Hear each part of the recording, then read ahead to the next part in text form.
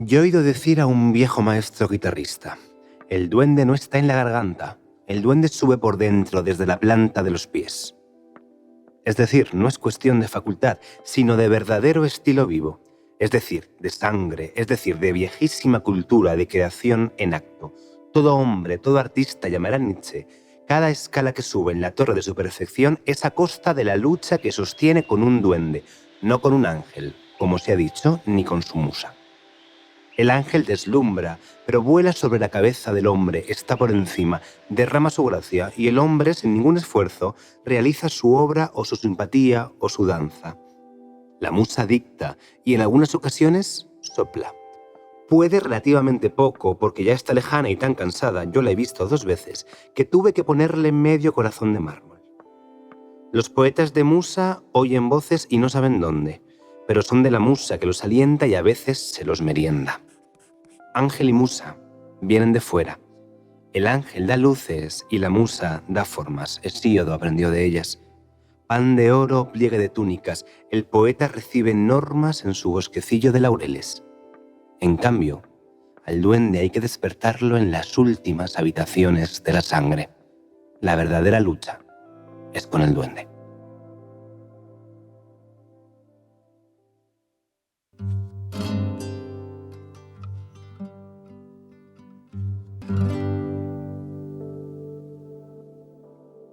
Lo que Antonio acaba de recitar no es un poema, aunque todo lo que hizo Lorca lo era. Este extracto de una conferencia que dio en la Residencia de Estudiantes de Madrid en 1933 trata el tema de los 3 tipos de inspiración que identificó: la musa, el ángel y el duende. Y es que sobre eso vamos a hablar hoy, sobre la inspiración, con nuestro invitado en este nuevo episodio de La Mirada Singular. Este espacio en el que, gracias a Cervezas Alhambra, intentaremos descubrir si lo que nos inspira está fuera o dentro de nosotros mismos, o quizá en ambos lugares.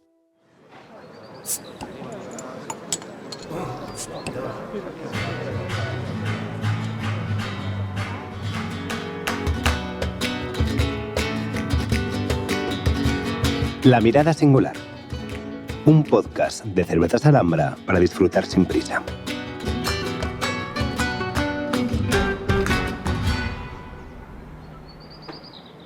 ¿Y a ti, Ani, qué es lo que más te inspira a la hora de hacer una canción?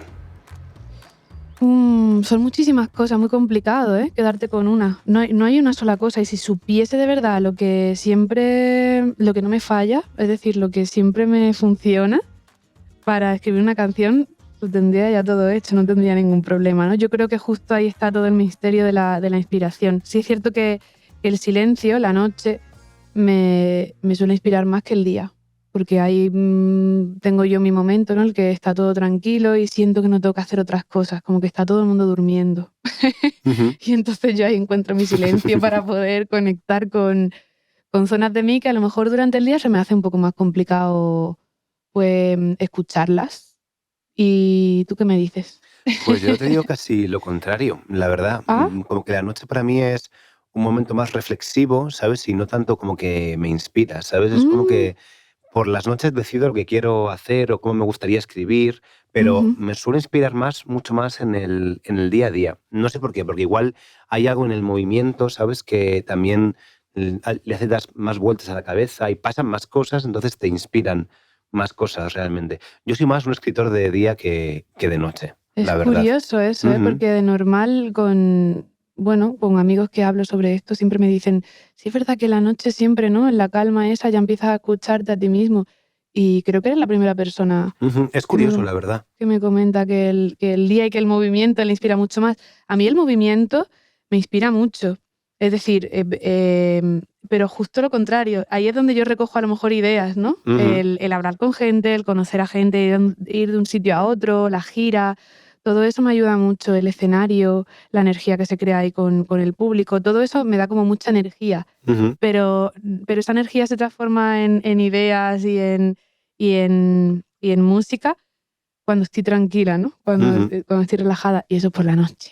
A mí me pasa justo lo contrario. Es más, tampoco digamos en el movimiento absoluto, pero esos momentos del día que encuentras como una especie de oasis de tranquilidad, esos son mis momentos ideales para crear, porque creo que el tiempo está como límite, ¿no? No puedes extenderte, en la creación, horas y horas, sino que a lo mejor tienes una hora libre y como que la cabeza funciona como más rápido porque acabas de venir del movimiento y como que esos oasis de creatividad en el movimiento del día para mí son momentos ideales.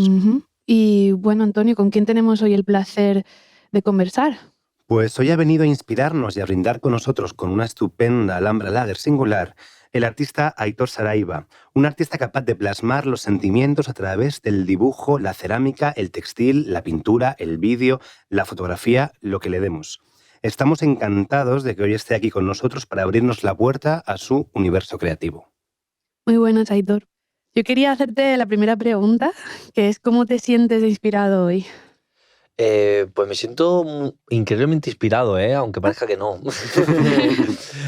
Sobre todo porque me inspiraba mucho venir a ti a volver a verte y a ti a conocerte. Sí.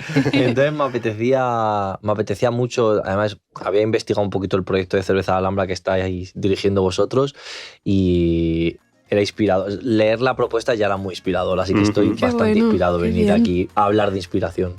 Qué bien, qué ganas. Sí, de verdad que sí. Pues otra vez, muchísimas gracias por estar con nosotros, Aitor. Y vamos a empezar con nuestro primer bloque en el que hablaremos de las musas. Toda naturaleza no es más que arte que desconoces. Toda casualidad, dirección que no puedes ver. Toda discordia, armonía incomprendida, todo mal parcial, bien universal. Y a pesar del orgullo, a pesar del despecho de la mente errada, una verdad es clara.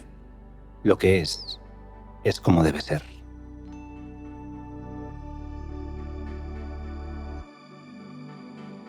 Alexander Pope acababa su ensayo sobre el hombre en 1773 con estos maravillosos versos que hablan de ese arte que de alguna forma vive por sí mismo. Ese arte que Lorca en el poema inicial nos hacía de alguna forma confrontar entre la musa, el ángel y el duende. Yo te voy a preguntar, Aitor, como así, primera pregunta, ¿cuáles son tus principales inspiraciones? ¿Tienes un núcleo de inspiración o te inspiras por millones de cosas? Durante mucho tiempo mi trabajo ha estado 100% inspirado por la vida cotidiana. La cotidianidad ha sido una influencia enorme en mi obra. Se vio más, por ejemplo, con mis libros, era más fácil de ver, ¿no? Porque salían mis padres, mis exnovios, mi infancia, mi barrio. Y sí que es verdad que con el tiempo, ahora mi influencia me di cuenta que viene más de los mundos invisibles, que a lo mejor son más las emociones. Emociones que a lo mejor llevan ahí toda la vida, ¿no? Hay una frase de Rosa Montero que a mí me encanta, que dice que la infancia es el lugar donde pasamos el resto de nuestra vida, ¿no? Ese lugar invisible, esa nostalgia de esa infancia, yo en mi caso podría estar escribiendo de ella siempre. Entonces es uno de los lugares de mi inspiración. Podría ser la vida cotidiana, pero también ese mundo invisible de emociones que ya no está, pero dentro de mí sigue más vivo que nunca. Sí. Qué bonito. Sí, hablábamos en el primer episodio del poder de la nostalgia y de esa forma de volver al pasado y cómo a fin de cuentas las artes pues sobreviven un poco gracias a la nostalgia. Realmente es un motor artístico increíble. Tu estilo es muy definido, pero ¿llegaste a él sabiendo que ibas hacia ese lugar o llegaste de una forma totalmente inconsciente? Yo no tenía ni idea de lo que estaba haciendo, la verdad. Como en casi todo lo que he hecho, he llegado como de una forma azarosa. Yo ahora mismo tengo 38 años y empecé hace 20 la facultad. Y en mi página web, digo esto porque aún en mi página web a día de hoy sigue habiendo trabajos de segundo y de tercero de carrera, que yo estoy tan orgulloso de ellos, que digo, me han pasado casi 20 años, y son trabajos con los que me identifico muchísimo, justo por esto que tú comentas, porque son los trabajos en los que yo sin querer se me revelaron una forma de dibujar, una forma de narrar, una forma de expresar, que a día de hoy sigue siendo exactamente la misma. Por supuesto, cuando surgió no tenía la pretensión que, aunque a veces ahora me duele, a veces tengo, ¿no? Ahora que vivo solo de esto, ¿no? Pero sí que es verdad que todos mis dibujos, mi obra, el textil, que era algo que ya trabajaba mucho en la facultad, ¿no? Hay una de las piezas que es una especie de telar gigante de 7 metros que está cosido y pintado, y me encanta porque está todavía en la web, y eso fue mi trabajo de tercero de carrera de dibujo, ¿no? Pero para mí esa obra es el mapa de casi lo que he hecho yo los siguientes 20 años. Ahí está el resumen. Me fue dictado de algún lugar y yo lo que he hecho ha sido diseccionarlo y ampliar zonas, pero yo ya había hecho como que todo ahí. Es raro, porque de normal uno no está... Bueno, en mi caso yo no suelo estar orgullosa de lo primero que he hecho, ¿no? Es como que es el principio, sé que me queda muchísimo por aprender y me cuesta un montón después volver a eso. Es muy bonito saber que tú ya desde un principio tenías un poco, de alguna forma, que dices que no eras consciente de ello, pero de alguna forma tenías claro lo que querías hacer. Sobre todo fue una intuición, que creo que a lo mejor en tu caso, que imagino que con un disco Claro. es muy complicado, que a lo mejor no has trabajado con el productor que quieres, o Claro. el instrumento no era el que tú quieres, no lo Claro. sé, me refiero, hay miles de factores, ¿no? Que entiendo que a lo mejor puedes estar diciendo, Sí. ay, pues podría tal. A mí me pasa a día de hoy, ¿no? Ya sé que esta marca de acuarelas no es como esta otra, Sí, ¿no? claro. Exactamente. Pero sí que es verdad que las artes plásticas, sobre todo en mi tipo de obra, que es una obra tremendamente sencilla, con un mensaje gigante, necesitaba muy poco para poder producirla. Ajá. De hecho, a mí a veces Dices ahora... a nivel material, a nivel económico. Vale. Entonces, de hecho, a mí a día de hoy hay a veces que intento como volver un poco a esa ausencia de materiales, porque en ese momento yo tenía muy poco. Ay, es que a veces cuando tienes muy poco la imaginación se Eso es, multiplica por Entonces, mil y a mí ahí conseguí hacer un tipo de trazo, una forma de narrar, una forma de dibujar, que a día de hoy sigue siendo mi propia base. Por supuesto, te vas identificando con otras cosas, te haces mayor, te gusta otra, pero hay una base que a mí me hace estar muy orgulloso de mis primeros trabajos, porque a día de hoy sigue siendo igual de reconocible. La gente lo dice, eso es Aitor Salaiva. Qué bueno. Entonces, ¿dirías que tu estilo es algo estático o está en movimiento? Está en movimiento, lo único que sí que es verdad que hay una base que creo que tenemos todos los seres humanos, y llegas a ella antes o después. A lo mejor tú empiezas a escribir o tú empiezas a componer música en un momento en el que a lo mejor encuentras las herramientas para poder hacerlo, pero eso estaba ya dentro de ti. Sí. Eso estaba dentro de ti. Por eso yo reivindico mucho a lo mejor el dibujo o la pintura como esencia de cualquier arte, porque creo que todo, si nace en algún sitio, nace en una servilleta o un bar. O sea, da igual lo que sea, un edificio arquitectónico, el guión de una película, una portada de un disco. La letra de una canción. La letra de una canción. Un poema. ¿Cuántas cosas, un poema, cuántas cosas nacen de esos gestos? Que a lo mejor es una palabra y una mancha, pero esa palabra y esa mancha significa todo. Entonces, esa cosa tan primigenia para mí es como el universo y no para expandirse, porque es una cosa tan primigenia que cuanto más la nutres, pues tu intuición está más despierta, entonces es capaz de captar todas estas pequeñas cosas de la vida cotidiana. Entonces, aunque haya esa base como muy, muy sólida desde el principio, o que yo me siento identificando con ella, a mí ahora mismo me identifico y mis temas a lo mejor narrativos son otros, ¿no? Mis problemas, el mundo es otro. Claro. O sea, los últimos Sí. 20 años, imaginad todo lo que ha pasado, ¿no? Regulares. Pero sí que es verdad que hay algo que a mí me gusta ver casi como desde un punto de vista algo místico, ¿no? Como que era algo que te has dictado, como a ti el día que te dijeron algo que no sabes qué es, canta. Sí. ¿Por qué no me puse a hacer arquitectura? No. No podía decirlo de otra forma. Claro. O tú escribir un poema, no podía construir, yo qué sé, un jarrón de cerámica. Era esta la forma. Eso es un poco la mística de la musa, precisamente lo que estamos hablando ahora, ¿no? Esa voz que susurra al oído en algún momento y que al final como que te lleva un poco a la obra artística. Tradicionalmente las musas han sido 7, ¿no? Porque, claro, cada musa tiene su arte particular, su arte particular en contexto de la antigua Grecia. Pero, claro, tú eres un artista multidisciplinar por definición. O sea, es que te pones a mirar el currículum de Aitor y ves, vamos, que le ha faltado hacer, pues no sé qué te ha faltado hacer, la verdad. Muchas cosas todavía. Es muy interesante ese planteamiento, ¿no? Al final que tienes tú de considerar el arte como una cosa súper líquida y te vas moviendo libremente desde la idea, un poco dictada por la musa, el ángel o el duende, ya lo veremos después, te vas moviendo sobre un montón de materiales, un montón de... Claro, hay cosas, como os estaba diciendo, hay cosas que nacen como una canción, ¿no? O a mí, por ejemplo, me pasa, hay cosas que nacen como una pieza de cerámica y no pueden ser otra cosa.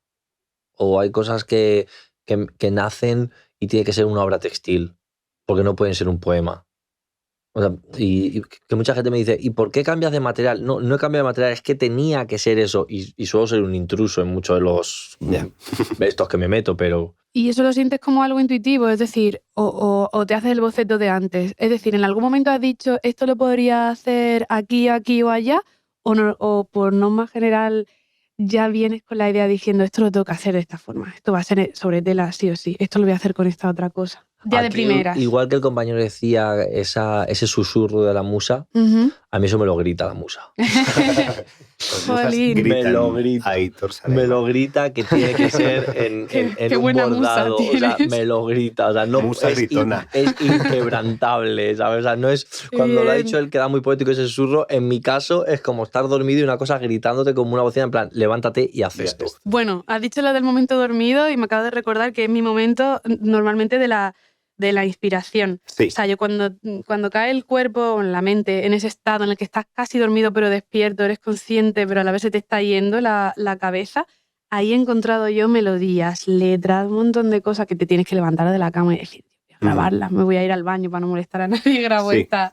¿Creéis que la inspiración es algo así como si fuese magia? Como una magia, porque realmente después yo no sabría explicar, no sabría volver a ese lugar de inspiración, no siempre puedo hacer que mi mente esté en ese estado, ni puedo irme a la cocina en ese momento en el que estaba haciendo una tortilla y de pronto me ha venido una letra y es como, ¿por qué me ha venido ahora? ¿Por qué de pronto ahora tengo los acordes para la canción esta que ha quedado tan bonita al final? ¿O creéis que es algo...? A ver, lo que tú dices, por ejemplo, del momento de dormir, que es un momento que me identifico muchísimo. Yo a mí también. me pasa mucho además. en el momento de dormir y también me pasa mucho en el momento de despertar.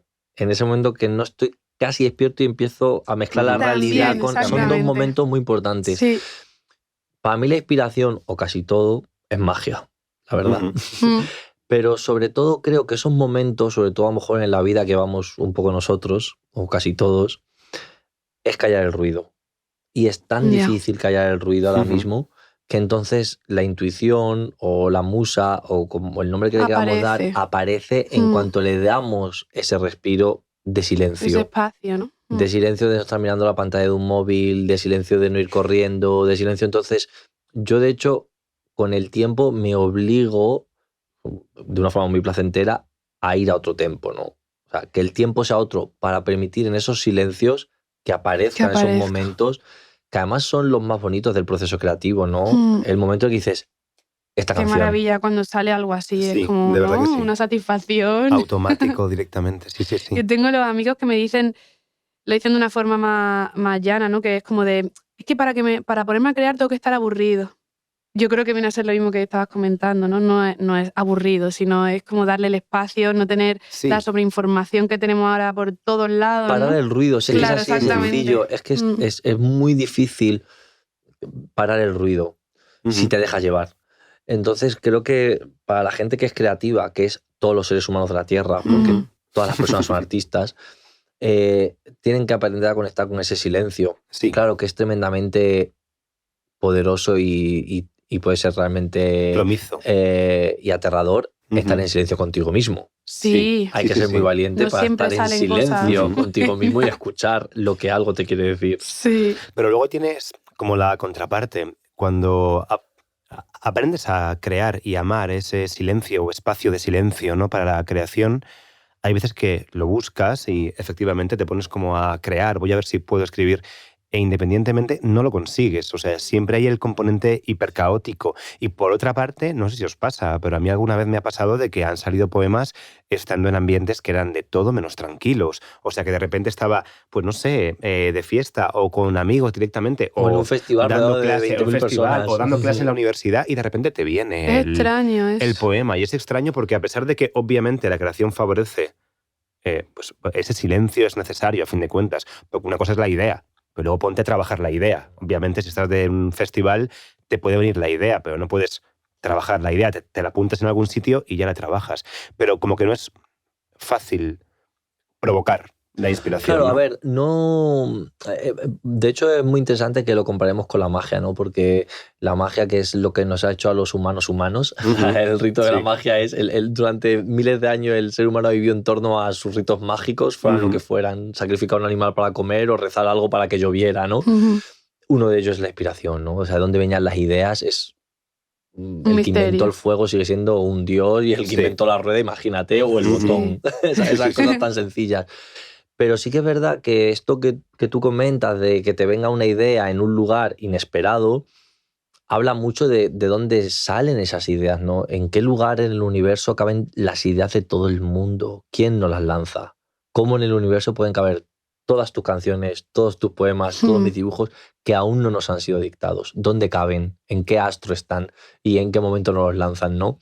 Hay una teoría muy bonita, que no la recuerdo muy bien, pero decían que ya teníamos esa idea, hemos nacido con esa idea, ¿no? Nuestros átomos, ya venía todo ahí metido. Y solo hay que conectar con esa parte de nuestro ser para poder dar con ellas, pero están ahí dentro, están ahí dentro, ¿no? Supuestamente. Es una teoría de esta que se inventa, pero que es preciosa.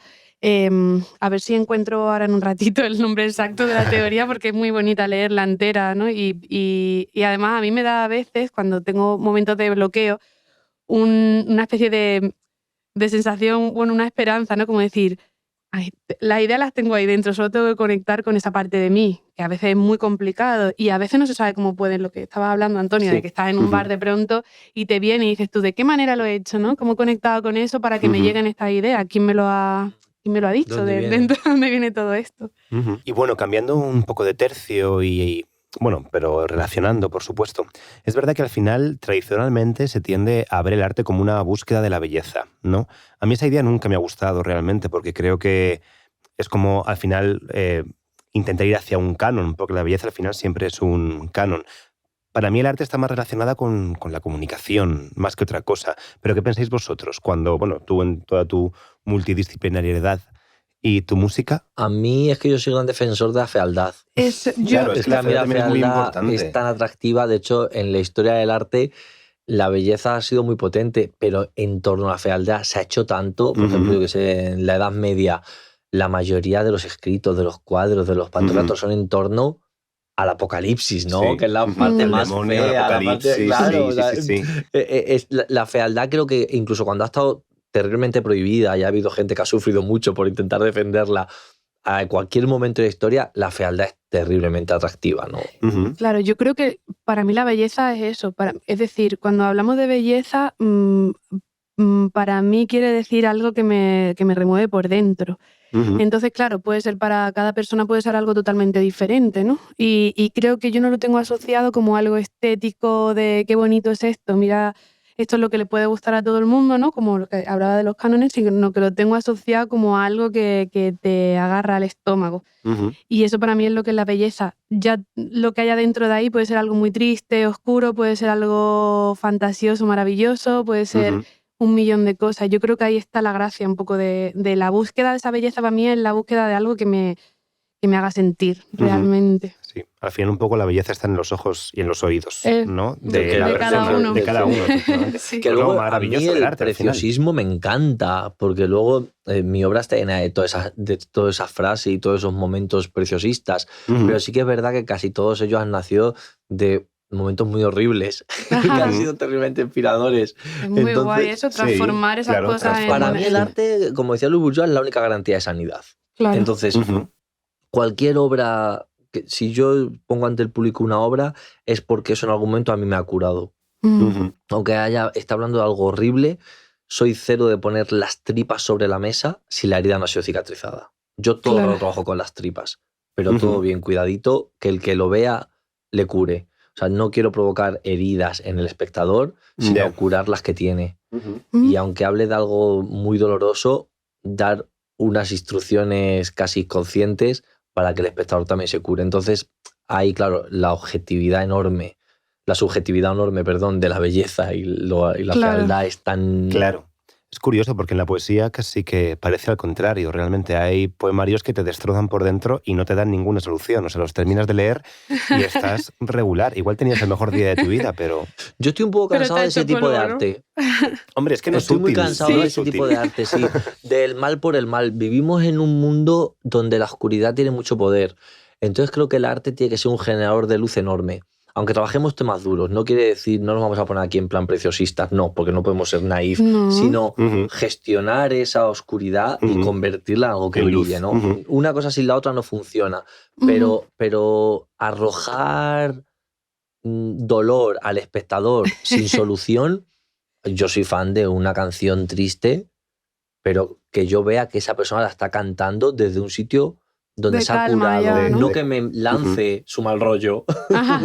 O por lo No menos quiero que me sirva- lance su que mal se- rollo. Que le sirva para curarse, lanzárselo, Sí, ¿no? Al final. o si canta con mal rollo, que haga que pasa con muchos cantantes, ¿no? Que aunque estén cantando, que parezca que sea un pequeño susurro, me sienta yo que es el mío y entonces mi dolor sale a través de él, ¿no? Ujú.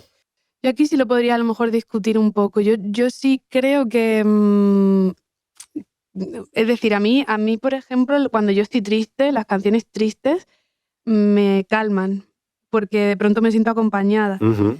No querría escuchar en ciertos momentos el cómo alguien ha solucionado algo, una canción o algo, y yo no. Claro, pero Me sentiría como... Esa canción que tú estás escuchando triste, por eso decía lo inconscientemente, esa canción que tú has escuchado triste, seguramente que la persona que la ha compuesto, igual la ha compuesto y publicado cuando él ya estaba bien. Y ha sabido sostener esa emoción, que aunque esté cantada Puede con ser. ese dolor, yo que sé, hablamos de Amy Winehouse, Back Sí, to Black, que es unas sí. canciones que nos han partido el alma a todos Totalmente. y todo el mundo de puede verdad que sí. entender, ¿no? Ujú.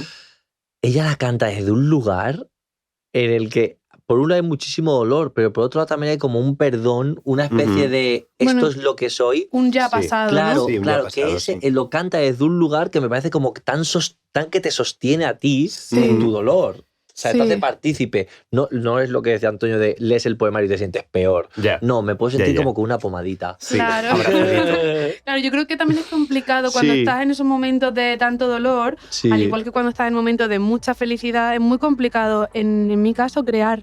Porque en esos momentos tienes puesto el corazón en eso que te está pasando. En ese Totalmente momento de es mejor acuerdo. que no Sí, crees. sí, sí. Claro, Porque te va a salir una rabia, una cosa en contra de la otra persona. Sí, o incluso cuando estás contenta, feliz, ¿no? No solamente en el otro lado. Creo que ahí estás disfrutando de eso, ¿no? Pero después es muy complicado el crear si no ha pasado eso, ¿no? Se crea más bien en ese estado de calma y de recuerdo. Bueno, pues ahora que estamos hablando de arte y oscuridades y luz, vamos a pasar a nuestro siguiente bloque en el que vamos a hablar de El Ángel. Qué bien sé yo la fonte que emana y corre aunque es de noche. Aquella eterna fonte está escondida, qué bien sé yo, lo tiene su manida aunque es de noche.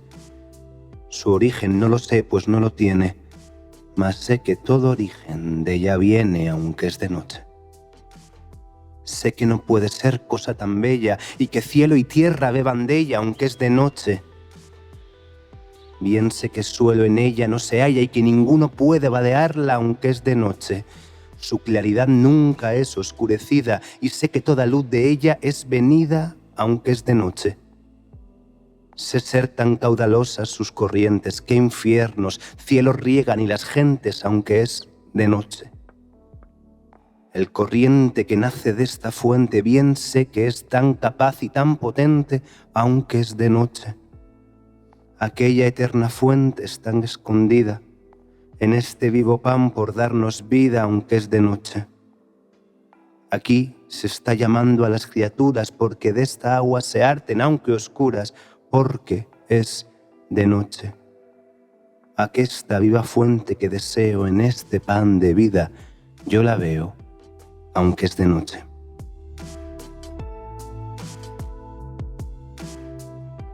Este maravilloso poema de San Juan de la Cruz, cantado por otra parte por Rosalía, nos viene genial precisamente para hablar de el ángel, esa luz, ¿no?, que de alguna forma se ha identificado en la tradición cristiana con la inspiración divina y que a San Juan de la Cruz, que por otra parte se le representaba siempre inspirado por esta luz. Es de ese ángel que Lorca hablaba al principio, esa inspiración que, al contrario que la musa que susurra, es un mensaje completamente directo, quizá un poco ese grito que decías, Aitor, lo que pasa es que está habitualmente transcrita, esa inspiración por Dios.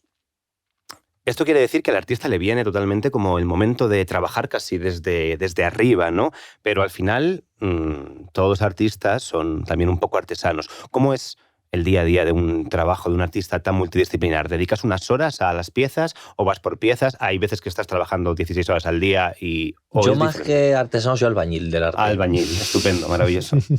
Porque ojalá fuera artesano y estuviera en mi taller ahí tranquilamente como cuando hago las cerámicas. Yo soy más albañil porque encajar todos esos ladrillos ahora mismo, por ejemplo, yo que sé, estoy trabajando en el libro nuevo, preparando un par de proyectos para el Centro Dramático Nacional, no sé qué. O sea, son cosas que encajar todas lleva muchísimo tiempo. Claro. O sea, al final en mi casa soy casi como un burócrata contestando mails, papeles, escribiendo textos, correcciones.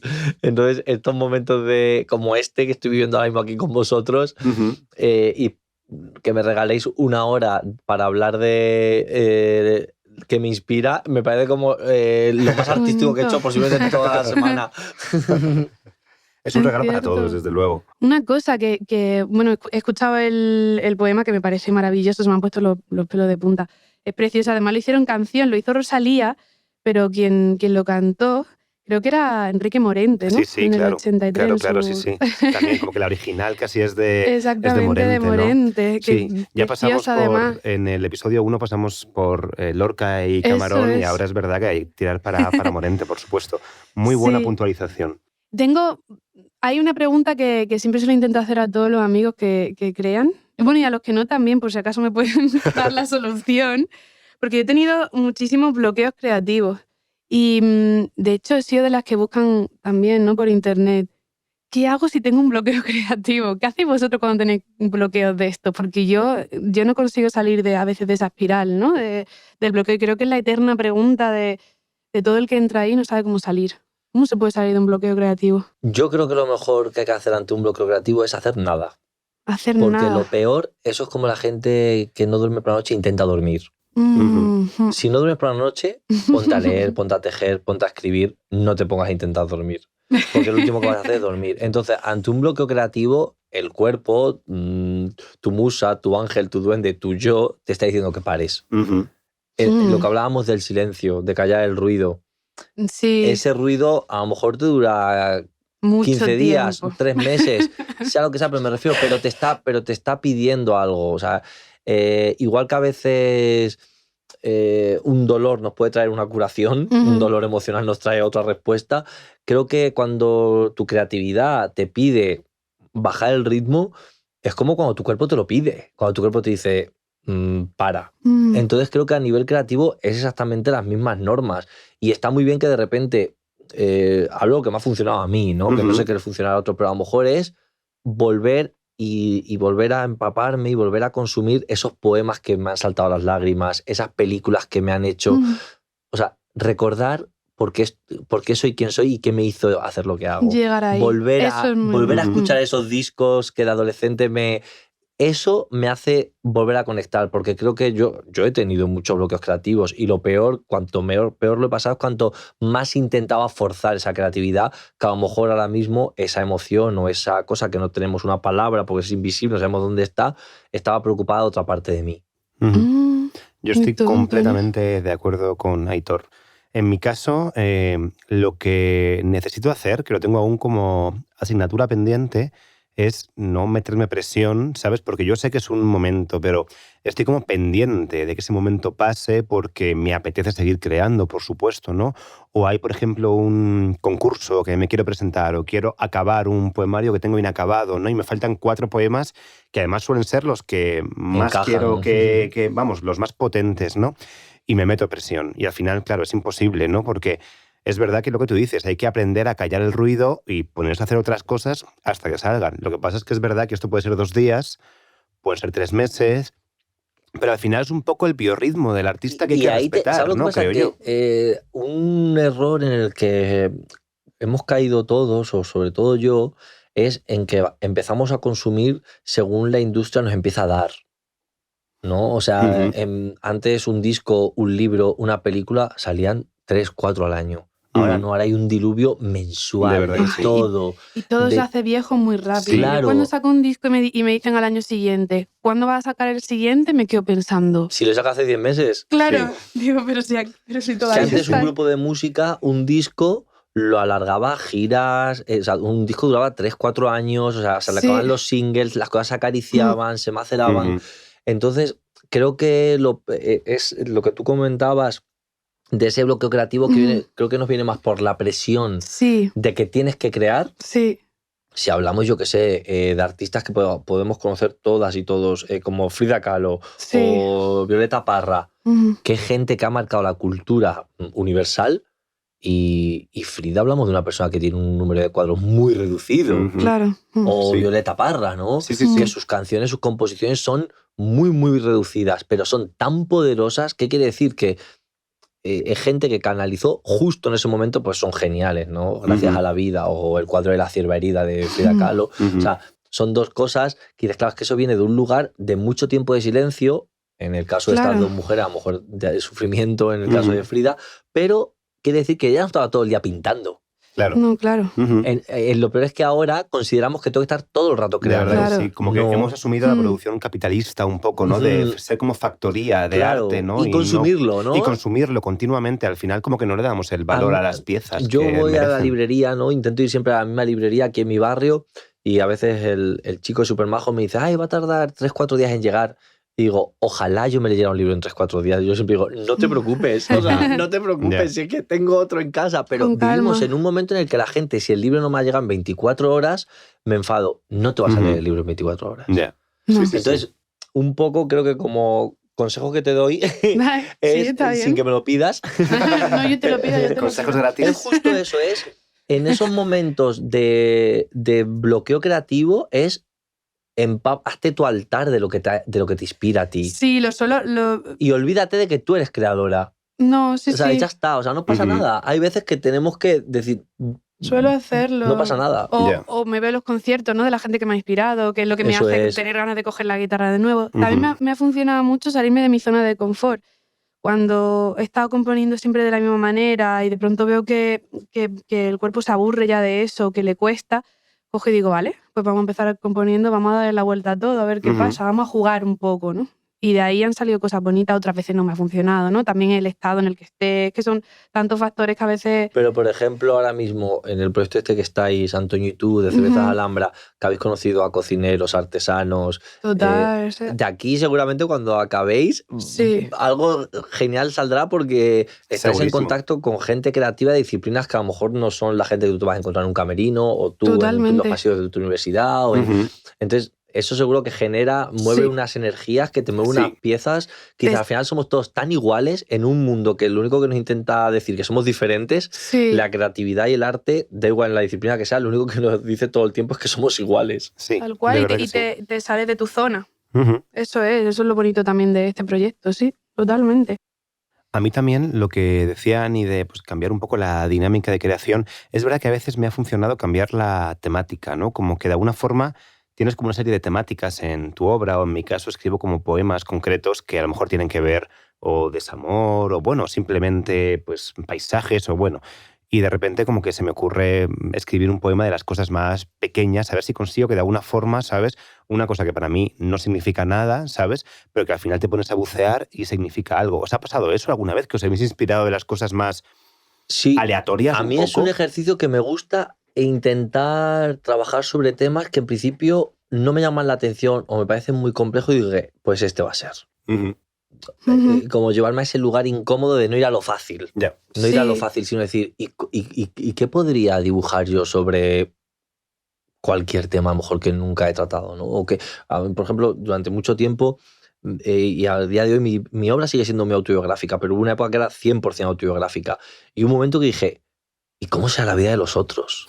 Claro. Porque yo sé cómo es la mía. Entonces me intenté pensar cómo pensará una señora de 75 años, ¿no? O cómo piensa un... O incluso yo hice el ejercicio de incluso en una mota de polvo o ser una mosca, porque parece una tontería, pero yo he escrito a veces desde ese lado simplemente como ejercicio y salen cosas muy graciosas. Y es muy interesante, ¿eh? Sí.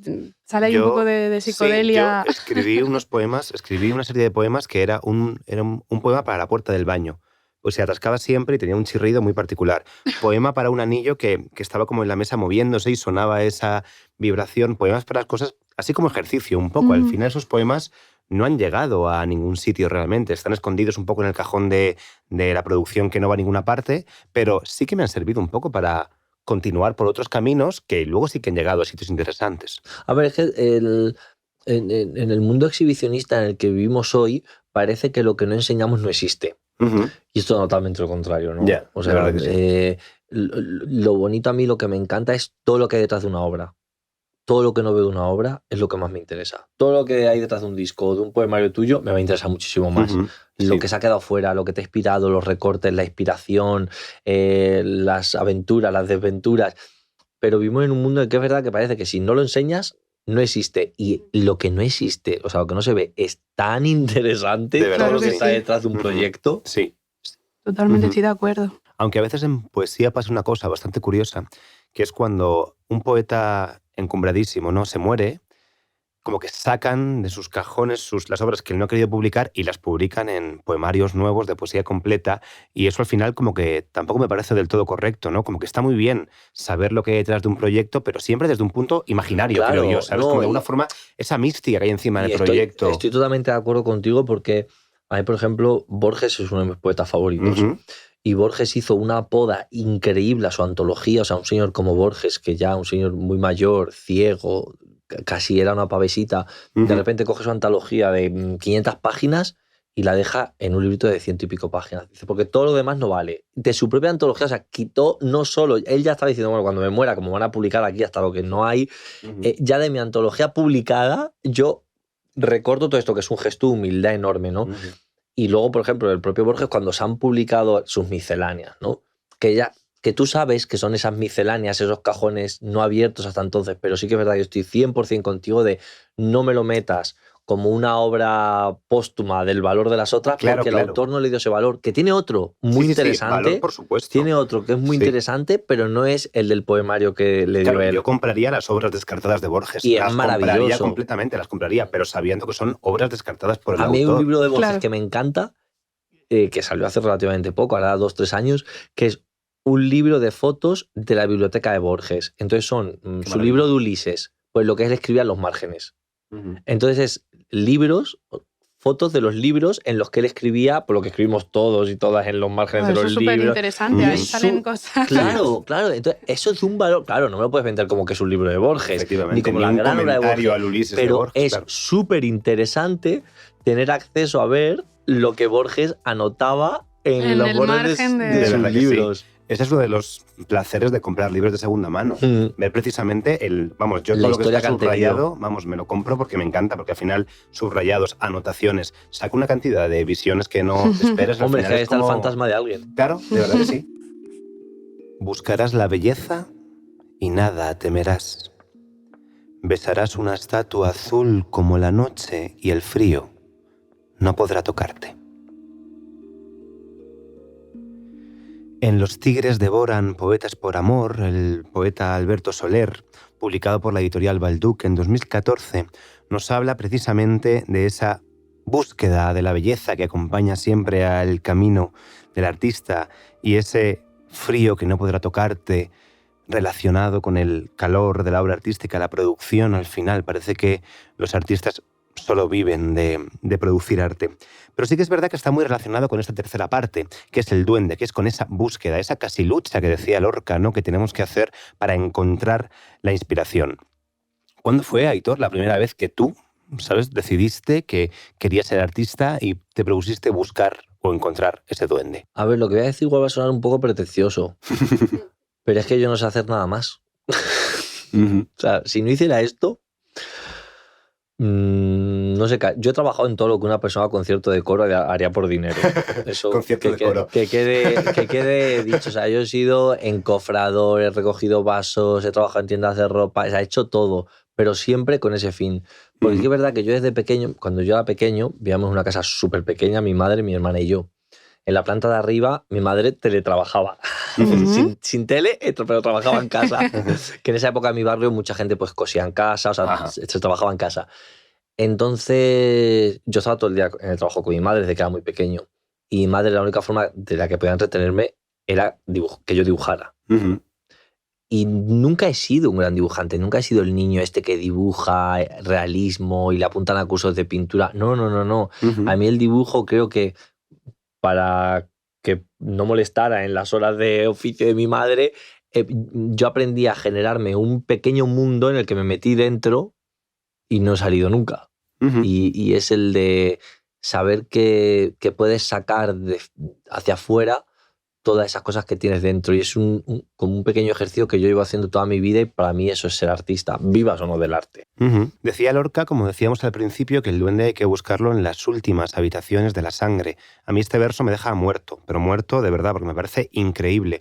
Pero creo que esas últimas habitaciones de la sangre también habla mucho del peso familiar que tiene la familia en el artista, ¿no? Porque seas o no de familia de artistas, al final siempre vives precisamente, acabas de mencionar a tu madre cuando hablabas de tu inicio como artista. Al final la familia es fundamental. En tu caso, Ani, ¿la familia fue importante para que te dedicases a la música? Sí, yo creo que sí. Mis hermanos siempre me pusieron música desde pequeño. Mi madre cantaba en casa muy bien. Mi padre siempre me apoyó mucho en que tocase algún instrumento. Sí, siempre he estado muy rodeada de lo que es la música y ya no solamente de escucharla, sino de mis hermanos poner los vídeos, ¿no? Los VHS, estos de el directo de Miguel Ríos, de Radio Futura, que era mira cómo se mueve y mira cómo tocan los demás y mira cómo... Y he ido creciendo así y después tiene gracia porque te va atrayendo ese tipo de personas. Es extraño, pero en clase al final acababa juntándome con los que tocaban algún instrumento.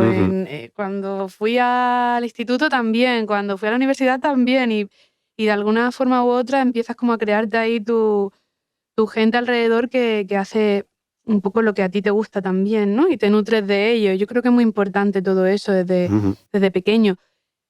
Ya no solamente porque haya música dentro de casa, cuando me sé de colegas que han sido ellos lo único que tocaban y les gustaba la música, pero de alguna forma le había inspirado lo que ocurría en su familia a hacer eso, ¿no? Entonces al final, de una forma u otra, ya sea porque tu familia le guste la música o no, en mi caso, de lo de la música, el que te lleve la situación a acabar cogiendo una guitarra o a acabar escribiendo, ¿no? Yo creo que lo que te pase de pequeño es muy importante.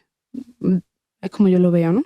A mí este concepto del duende me flipa, ¿no? Esa idea un poco de la inspiración buscada, el juego, ¿no? Teoría y juego del duende se llama la conferencia que da inicio a este episodio de La mirada singular.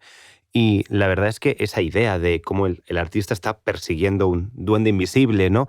A mí me parece maravilloso. ¿Pensáis que la inspiración es más un duende o estáis más con el ángel y musa que hemos dejado ya atrás? A ver... diferenciarlos también como lo hace Lorca y lo teoriza además y encima lo demuestra, encima lo demuestra, porque claro, no es igual ser teórico de literatura que escribir libros. y Lorca lo pone en muestra. El duende podría ser, yo creo, un poco lo que estamos intentando nosotros hacer aquí hoy, ¿no? O sea, hablando de esto, es esa forma de intentar teorizar, intentar poner la zanahoria para que muerda el duende, ¿no? El palito con la zanahoria y nunca vas a coger esa zanahoria. No, claro, al final el duende siempre gana, ¿no? Claro, a eso me refiero. O sea, creo que ser artista en cualquier disciplina, creo que la maravilla es que nunca llegas a coger la zanahoria. Pero hay gente que tiene duende, ¿no? Eso se dice mucho. Como de, mira, esta persona tiene duende. Sí, claro, pero es como ese encanto eso entonces propio. Se tiene que nacer, ¿no? Parece con eso. Se lleva dentro el duende. No se puede perseguir el duende. Es decir... Claro, sí, por eso. Aquí hablaba de... Lo llevas dentro, pero hay que buscarlo dentro de ti. O sea, digamos que la persecución... ¿Sí? ¿Crees que todo el mundo tiene duende? A ver, yo creo que al final todo el mundo tiene duende. O sea, porque es precisamente un poco lo que decía... Bueno, todo el mundo, o un porcentaje, no lo sé, al final, ¿no? Estoy un poco más cercano a lo que decía Aitor, que a fin de cuentas arte tiene todo el mundo. Lo que pasa es que como que trabajar en tu arte es una cosa que lleva tiempo y que el mundo capitalista no le interesa que perdamos el tiempo a hacer eso. O sea, Joseph Beuys, que es mi artista favorito, él siempre dice que cada persona es un artista, ¿no? O sea, todas las personas tienen las cualidades para ser artista, porque ser artista es ser libre.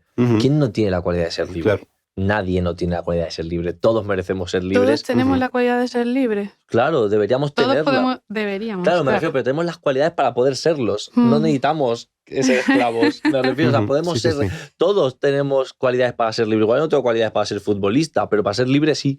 Entonces todos tenemos las cualidades para ser libres y todos tenemos las cualidades para ser artistas, porque ser artista es ser libre. Libre dentro de una canción, libre dentro de un poema, y sentirse libre dentro de eso va en contra casi de ese sistema de velocidad del que hemos hablado a lo largo de toda la sesión. Sí. Entonces yo sí que creo que, por ejemplo, si en este caso al duende le llamamos a ese duende que lleva dentro, creo que todo el mundo lo tiene. Hay gente que lo tiene más cerca, otros tienen más lejos, pero todo el mundo tiene esa cualidad. La cosa es cuánta gente se ha sentado a hablar con ese duende, cuánta gente se ha sentido eclipsada por ese duende y cuánta gente ni oye los gritos que le está dando el duende. Yeah. Pero estar está. No sé, siempre me suena cuando hablamos de duende como del lado flamenco, ¿eh? Sí, es verdad que está asociado generalmente al Claro, flamenco. está bien asociado. Sí. Muy Lola Flores, ¿no? En plan, no canta, no baila, no se la pierda, no tiene duende ella entera. Es como que ya todo lo que hagas va a ser como da igual. Artístico, ¿no? Que vales para todo, a fin de cuentas. Sí.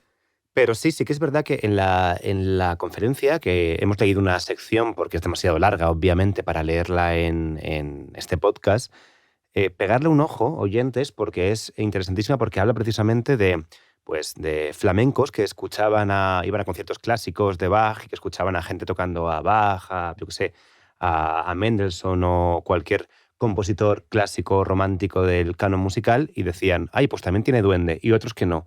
O sea que al final es como que está siempre asociado al flamenco porque entre ellos se lo dicen, pero al final es simplemente una posibilidad de la inspiración. Yo creo que Lorca dio en el clavo con esta conferencia. Y para mí está muy asociado, una vez más, siento repetirme, con la libertad.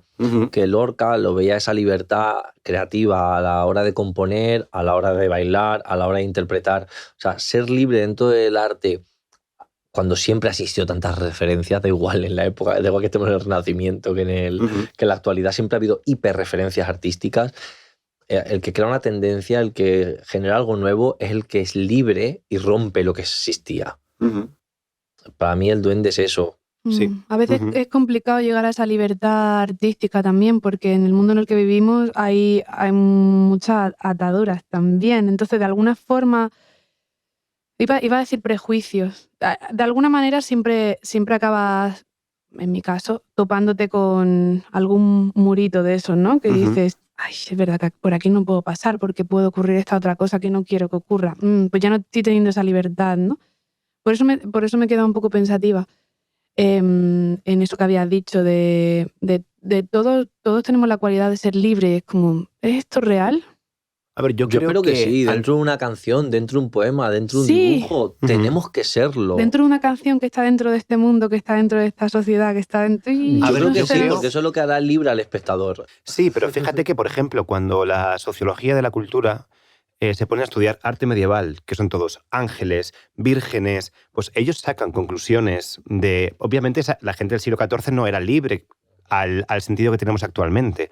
O sea, obviamente estaban en una moralidad cristiana hipercomplicada con una Inquisición. Bueno, la Inquisición se creó en el XV y XVI, pero bueno, el tribunal eclesiástico existiría seguro.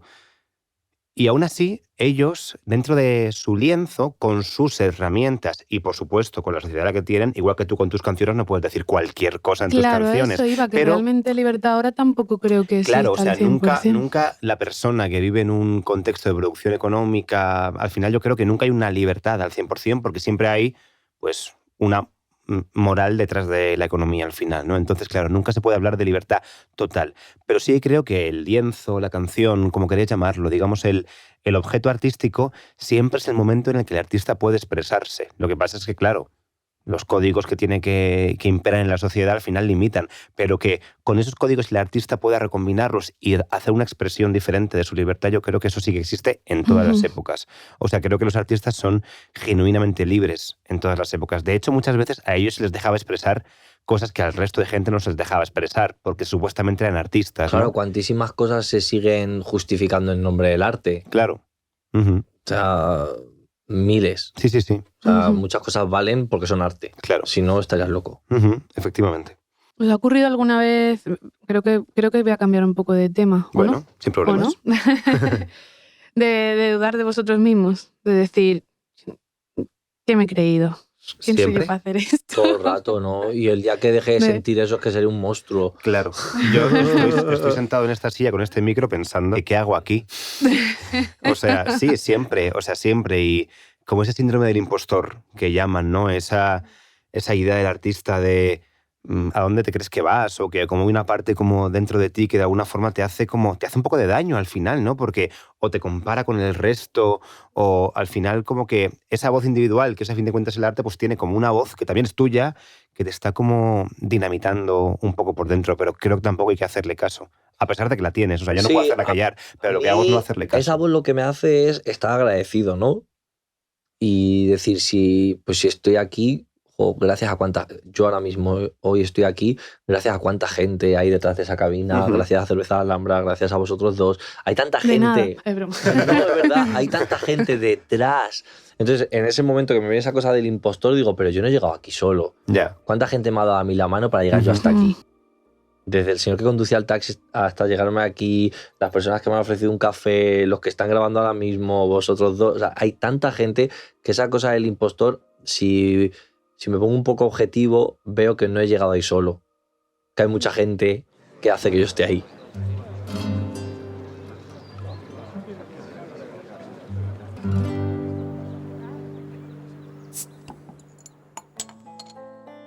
Bueno, pues vamos a comenzar ahora con la última parte del programa, que es la Jamming Session, donde podemos compartir todo, pues las obras que más nos inspiran.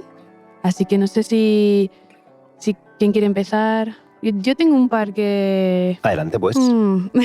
Ya que estoy hablando. Bueno, realmente me voy a quedar con una y escucho el resto vuestra. Hay un libro de Julio Cortázar que se llama Las clases de literatura de Julio Cortázar, que es precioso porque te enseña, bueno, son unas clases que él hizo reales en el colegio y copiaron y escribieron todo, desde las preguntas hasta las respuestas las preguntas de los alumnos, incluso respuestas de alumnos, respuestas que daba él, súper interesante. Y él ahí enseña mucho la importancia que tiene la imaginación, mantenerla viva para crear, incluso la fantasía, como introducirla a nuestra realidad, ¿no? Porque a veces estamos muy pendientes de las cosas que pasan delante nuestra y nos olvidamos un poco de todo lo que hay detrás. Justo Aitor, tú también estabas hablando un poco de eso. No sé si hablabas exactamente de a lo que me estoy refiriendo, ¿no? Pero creo que entra ahí también. Y es una expansión de la realidad al final, ¿no? Lo que hacía Cortázar, decía, pues la fantasía la meto dentro de la realidad también, la voy a tratar igual con la misma importancia que trato el salir e ir a comprar el pan, ¿no? Y todo ese surrealismo, meterlo en el realismo, me parece súper bonito. Y además, yo lo estoy contando de esta manera, pero si lo leéis por Cortázar, vais a entender la preciosidad que es. A mí una recomendación que dejo aquí para las personas que están escuchándonos es La conquista de lo inútil de Werner Herzog, que es un libro es un diario de cuando él hizo la película de Fitzcarraldo, esta película en la que él se obsesiona con atravesar una isla con un barco y lo hace. Y lo más interesante a mí en torno a esa película es ese diario que no se publicó hace tanto tiempo, se encuentra en castellano sin problema, La conquista de lo inútil, y habla justo de ese momento en el que una idea atrapa a una cierva y esa idea es una especie de lobo con unas garras que no la suelta hasta que lo logre construir, ¿no? Y entonces todo el diario es ese duelo creativo de él, por un lado contra el desafío físico de lo que conlleva hacer esa película y el desafío emocional, ¿no? Sabemos a la hora de crear un desafío no solo físico, también emocional muy fuerte, ¿no? Y La conquista de lo inútil para mí es un libro sobre la creatividad, la inspiración, los fracasos que hay en torno a eso, ¿no? Como un ejemplo muy, muy claro. Me lo apunto. Yo voy a recomendar, voy a conectar un poco con mi lado musicólogo y voy a recomendar para mí uno de los productos culturales en los que creo que todo el mundo que participó estaba inspirado por Ángel, Musa, Duende, todos juntos, y son los ballets de Diaghilev que bailaban en el París de los años 20 con Nijinsky. Os recomiendo El sombrero de tres picos de Falla porque me deja muerto, y verlo, si tenéis la oportunidad de verlo, con los diseños originales, es increíble. Y El pájaro de fuego de Stravinsky también son producciones en los que todo es inspiradísimo, cuidadísimo. No hay nada, ni un paso que no den los bailarines, ni una nota en la música de Falla o de Stravinsky, ni un decorado que no esté relacionado con el cubismo, con el surrealismo francés de la época. Todo está cuidadísimo. Jolín, qué buenas recomendaciones. De verdad que es una obra de arte inspiradísima.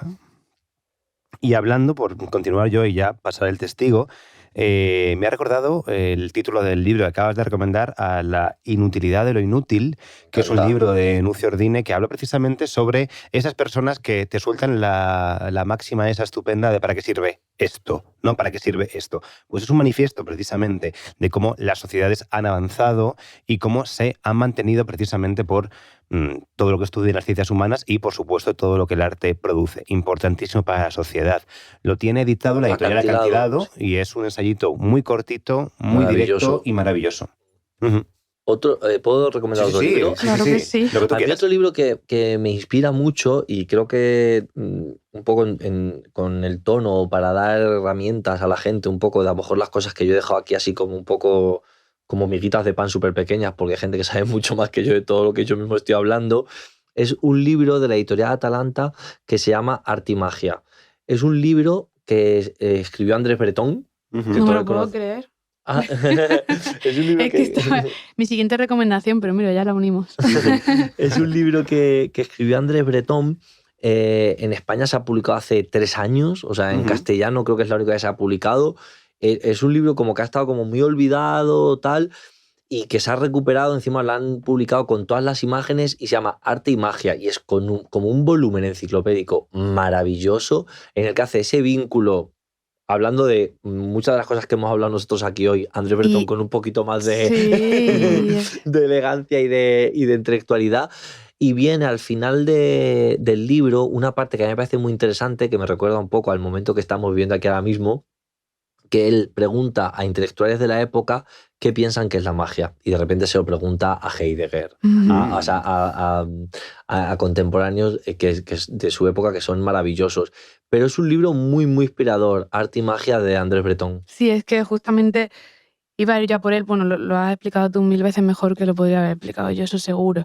Voy a añadir de todo modo también El amor loco de Breton, que a mí me ha ayudado muchas veces. Son este tipo de libros que lees y de pronto te dan ganas de ponerte a escribir. Yo creo que ayuda mucho a la inspiración, ¿no? Hablando un poco de todo esto. También hay mucha música que a mí me inspira, pero es cierto que me ocurre que cuando quiero componer, lo último que hago es escuchar música. Entonces, pensando un poco en recomendaciones para inspirarte, me cuesta un poco más hablar de discos porque yo tiro más de otras disciplinas que de la música. Y cuando tiro a lo mejor de música, para inspirarme, suelen ser directos. A mí eso me da muchísima energía.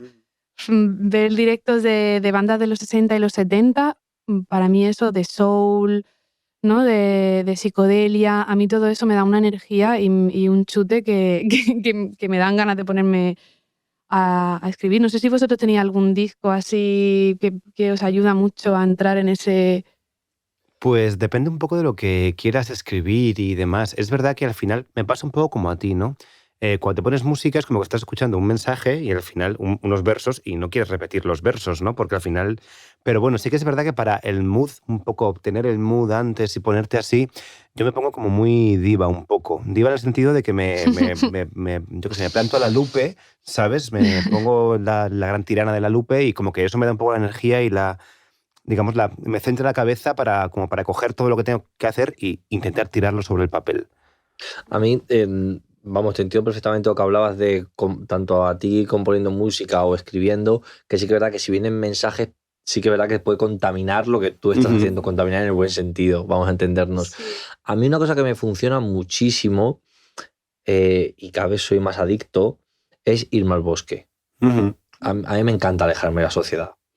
Y ahora lo intento practicar cada vez que puedo. Y cuando digo irme al bosque es irme a lo mejor con un colega, con muchos, no más de 2, yo y otra persona, y es ir y quedarme allá a dormir, que a mí pasar la noche en el bosque es una cosa que me fascina, a la vez que me aterra porque paso mucho miedo en la oscuridad, pero me encanta el silencio que hay en el bosque, me encanta, claro, yo ahora cuando digo estos bosques hablo al espectador que me está escuchando a otro lado de los bosques donde lo he vivido yo, que son bosques en Cantabria, bosques muy profundos, bosques donde el silencio es que cae una hoja y oyes esa hoja caer, ¿no? A mí eso es terriblemente inspirador para mí y soy bastante adicto a escaparme de eso donde no hay otro ruido que no sea el que produce la naturaleza, porque me hace conectar con una parte de mí. No quiero que suene a esta cosa como medio zen, medio tal, no. Al contrario, me conecta con una parte que me despierta incluso muchos miedos. Como digo, la oscuridad me da mucho miedo, ¿no? Más salvaje, y porque la naturaleza es terriblemente cruel, ¿sabes? Entonces cuando estás en ella sientes esa crueldad que a mí me despierta y me inspira mucho, ¿no?